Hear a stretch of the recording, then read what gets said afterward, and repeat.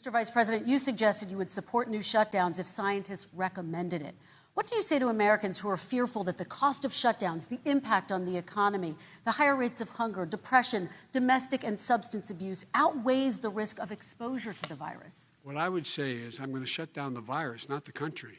It's his ineptitude that caused the country to have to shut down in large part. Why businesses have gone under, why schools are closed, why so many people have lost their living, and why they're concerned. Those other concerns are real. That's why he should have been, instead of in a sand trap in his golf course, he should have been negotiating with Nancy Pelosi and the rest of the Democrats and Republicans about what to do about the acts they were passing for billions of dollars to make sure people had the capacity. But you haven't ruled out more shutdowns.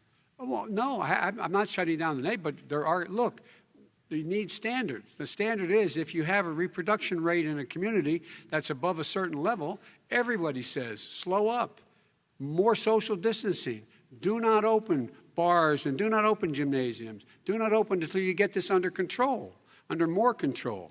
But when you do open, give the people the capacity to be able to open and have the capacity to do it safely. For example, schools. Schools, they need a lot of money to open. They need to deal with ventilation systems. They need to deal with smaller classes, more teachers, more pods. And he's refused to support that money, or at least up to now. Let's talk about schools. President Trump, I think we have to respond, if I might. Please, and then I have a follow-up. Thank you, and I appreciate that.